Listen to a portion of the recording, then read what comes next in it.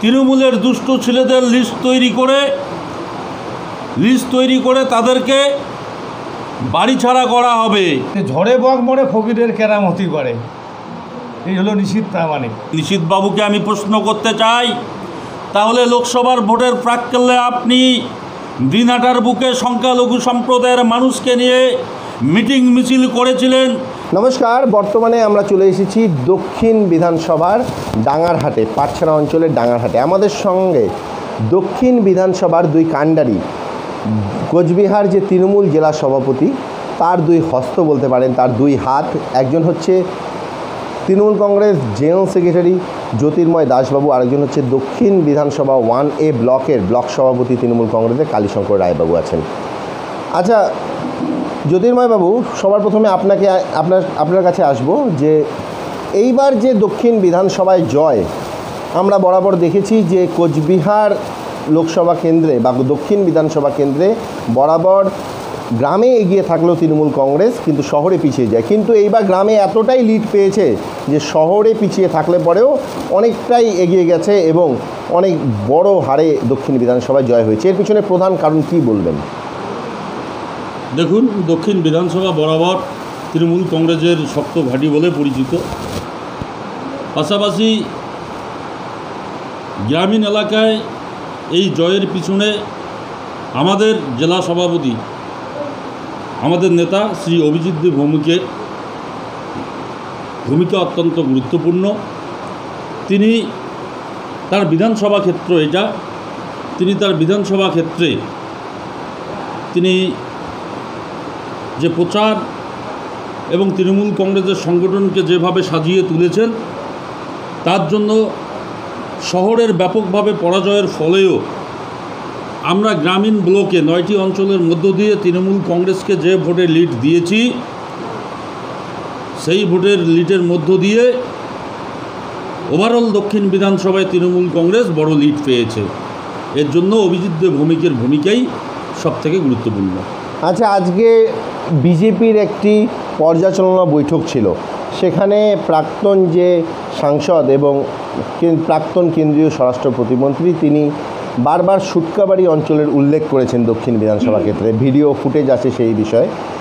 তো কি বলবেন, সুটকাবাড়ি অঞ্চলে এবার যে লিডটা হয়েছে সেটা দক্ষিণ বিধানসভার এই যে গ্রামীণ এলাকায় কতটা লিডকে বাড়াতে সাহায্য করেছে?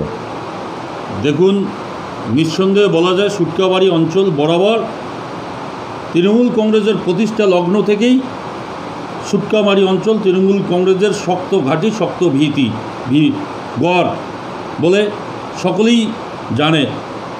আর তিনি যে শুধুমাত্র নির্দিষ্টভাবে সুটকাবাড়ি অঞ্চলকেই বললেন, আমি ওনার উদ্দেশ্যে বলতে চাই, পরাজিত প্রার্থী নিশীথ প্রামাণিকের উদ্দেশ্যে, তিনি দক্ষিণ বিধানসভার বাকি 9টি অঞ্চলের কথা তিনি বললেন না কেন? তিনি যদি বলে থাকেন সুটকাবাড়িকে কেন্দ্র করে তিনি গ্রামীণ ব্লকের বাকি অঞ্চলগুলোকে ছোট করার চেষ্টা করেন, তাহলে তিনি আদতে রাজনীতির রটাও জানেন না। কারণ ওনার দক্ষিণ বিধানসভার গ্রামীণ কোচবিহার 1A ব্লকের কটি অঞ্চল উনি মনে হয় সেই অঞ্চলগুলোরও নাম জানেন না। উনি বলতে পারেন পুটিমারি ফুলেশ্বরী অঞ্চলের কথা, সেখানে তো নাকি ওনার অনেক বড় বড় সংগঠন রয়েছে, তাহলে সেই ক্ষেত্রে সেখানে কেন ব্যাপকভাবে বিজেপি পরাজিত হলো? হাড়িভাঙার কথা উনি বলতে পারতেন ঘুঘুমারির কথা, শহর লাগোয়া ঘুঘুমারি, সেখানকার কথা বলার তিনি কোনো রকম চেষ্টা করছেন না। তিনি সুটকাবাড়ি দিয়ে একটা কথাই বোঝাতে চাচ্ছেন যে সেখানে বরংশ একটা সংখ্যালঘু সম্প্রদায়ের মানুষ বসবাস করে বলেই সেখানকার মানুষ তৃণমূল কংগ্রেসকে ভোট দিয়েছে বলেই দক্ষিণ বিধানসভায় তিনি হেরেছেন, এই কথা মানুষকে বোঝাতে চাচ্ছেন। কিন্তু বাস্তবে তা নয়। এবারের রাজনৈতিক আঙ্গিকে তৃণমূল কংগ্রেস ওভারঅল দক্ষিণ বিধানসভায়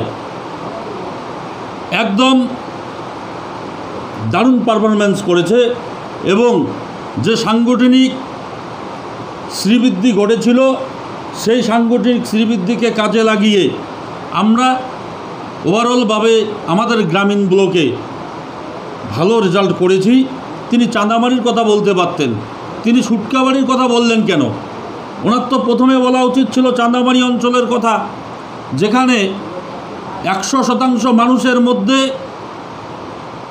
87% হিন্দু সম্প্রদায়ের মানুষের বসবাস, তাহলে সেখানে যে তৃণমূল কংগ্রেস ব্যাপক লিড পেয়েছে, সেই লিডের কথা তিনি কেন বলতে চাচ্ছেন না? ওনাকে আমি এই প্রশ্ন করতে চাই। কালীবাবু, আপনি এখানকার সাংগঠনিক ব্লক সভাপতি।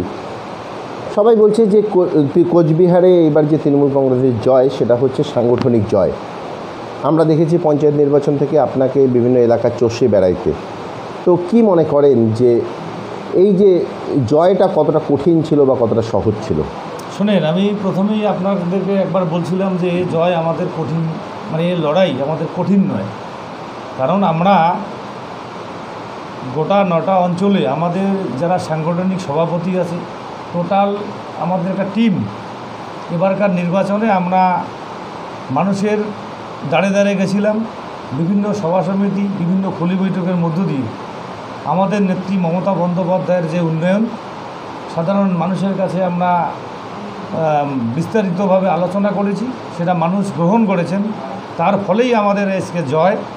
এই জয় আমরা মনে করি আমাদের এই দক্ষিণ বিধানসভা কেন্দ্রের সকলেরই জয়। এবং আগামী দিনে দেখবেন এই 26শে নির্বাচনে এর থেকে অনেক বেশি আমরা এগিয়ে যাব। আমাদের তারও সাড়া হিসেবে আমরা এখন মানুষের কাছে যেটা বুঝতে পারছি, যে ভাওতাবাজি করে 5টা বছর কাটালেন, মানে একটাই কথা আছে যে ঝড়ে বক মরে ফকিরের কেরামতি করে। এই হলো নিশীথ প্রামাণিক। সাংগঠনিকভাবে রাজনীতি অনেক আমরা দেখেছিলাম। আচ্ছা, এটা সাংসদ, তার যে ঔদ্ধত্য, তার যে নির্বাচনে যার যে একটা সাংসদ হিসেবে তার যে কথাবার্তা আপনারা দেখেছেন, যে মানুষকে উল্টো দিকে করে ঝুলাবে, মানুষকে বাড়ি ছাড়া করবে। আপনারাই বলুন যে একটা সাংসদ, আমাদের জেলার একজন সাংসদ এবং আমাদের ভারতবর্ষের স্বরাষ্ট্র প্রতিমন্ত্রী, তার ভাষা দেখছেন, কোন ঝড়ে কোন ও চলে গেল। এবং আগামী দিনে ওকে দেখবেন মানুষ প্রত্যাখ্যান তো করছে নেই, আগামী দিনে মানুষ ওর দিকে তাকাবেও না। কারণ জনগণের ভোট নিয়ে উনি যেটা করলেন, শুধু আমরা কি দেখলাম, প্রশাসনিকভাবে তার কাছে প্যারামিলিটারি সবসময় মানুষের, সাধারণ মানুষ তার সঙ্গে যে একটা সুখ দুঃখের কথা বলবে সেটা পারেননি। সেই কারণে মানুষ আমাদের তৃণমূল কংগ্রেসের উন্নয়নের জোয়ারে ভোট দিয়েছেন। আগামী দিনে দেখবেন এই বিজেপি নামে এই দক্ষিণ বিধানসভা কেন্দ্রে আমাদের 9টা অঞ্চল ধুয়ে মুছে ছাপ হয়ে যাবে। আচ্ছা জ্যোতির্ময়বাবু, পুরো রাজ্যের মিডিয়া এবং সমস্ত সংবাদ মাধ্যমে একটাই চর্চা যে উত্তরবঙ্গের একমাত্র সিট যেটা কোচবিহার আসন, সেটা তৃণমূল কংগ্রেস দখল করেছে। এক্সিট পোল থেকে শুরু করে বিভিন্ন বিশ্লেষণে বারবার উঠে এসেছে যে কোচবিহার আসনটায় বিজেপি ফেভারিট ছিল। তো এই জয়টা কেন হলো, এর পিছনে আসল কারণটা কি? আপনি তো সাংগঠনিকভাবে খুব গভীরে কাজ করেছেন আমরা যতদূর জানি, কি কারণ আপনি বলতে পারেন? এই জয়ের পিছনে আমাদের নেত্রী শ্রীমতী মমতা বন্দ্যোপাধ্যায়ের একদিকে উন্নয়ন, আর একদিকে কুচবিহার জেলায় আমাদের যারা ঊর্ধ্বতন কর্তৃপক্ষ নেতৃত্ব, তাদের সংগঠিত প্রয়াস এবং আমাদের নিচুতলার কর্মীদের লড়াইয়ের উদ্যম এই জয়কে আমাদের সহজ করে দিয়েছে। আপনারা অনেক মিডিয়া চ্যানেলেই দেখিয়েছেন কুচবিহার নিশীথ প্রামাণিক জিতবে, কোনো মিডিয়া চ্যানেলই বলেনি যে নিশীথ প্রামাণিক হারবে।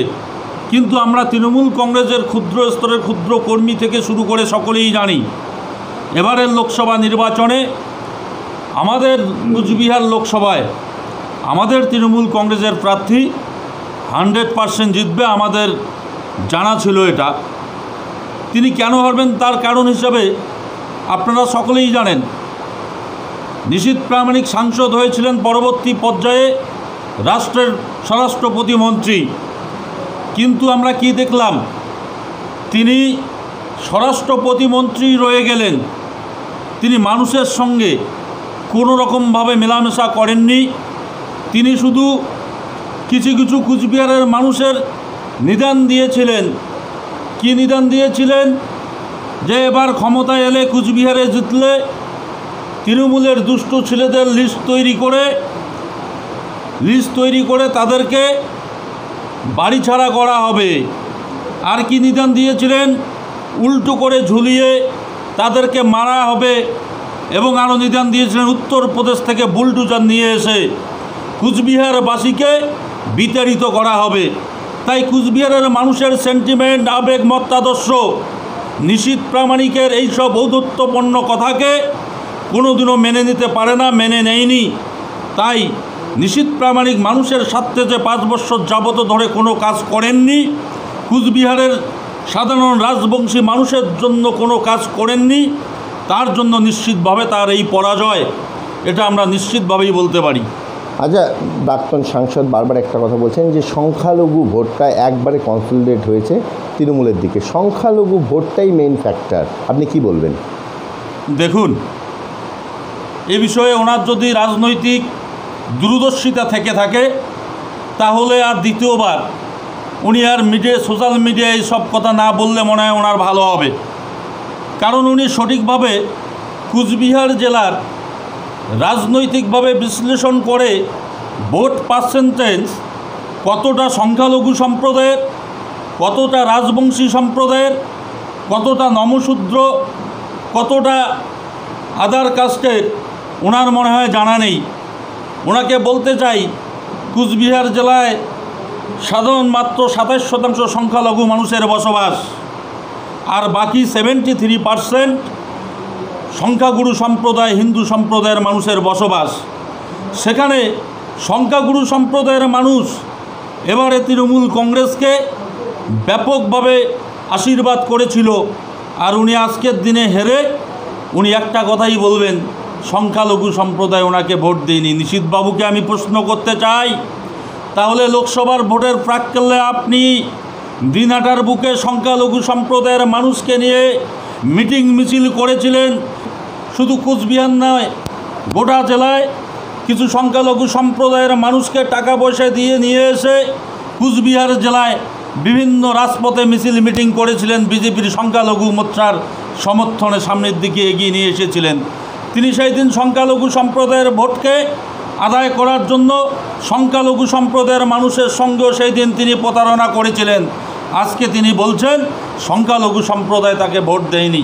সামনেই 21শে জুলাই, তো কি প্রস্তুতি রয়েছে 21শে জুলাই? 21শে জুলাই আমাদের শহীদ দিবসে অগণিত মানুষ আমাদের দক্ষিণ বিধানসভা থেকে যাবে। ইতিমধ্যেই আমাদের সঙ্গে আমরা বিভিন্ন জায়গায় বিভিন্নভাবে বিভিন্ন ফোন আসছে। আমরা ইতিমধ্যে আমাদের জেলার সভাপতি আমাদের সম্মানীয় অভিজিৎ দে ভৌমিক মহাশয়কে আমরা বলেছি যে আমাদের জন্য যেন আলাদাভাবে একটা স্পেশাল ট্রেনের ব্যবস্থা, 2-4টা ট্রেনের ব্যবস্থা, তারও যদি বেশি হয় আমার মনে হয় জায়গা ধরবেন। এত হারে মানুষ আমরা এবার শহীদ দিবস পালন করার জন্য যাব। বিগত দিনে যে শহীদ দিবস পালন হয়েছিল তার থেকে অনেক অনেক অনেক বেশি এবারকার মানুষের যেটা সাড়া, আমরা সেটা যাব।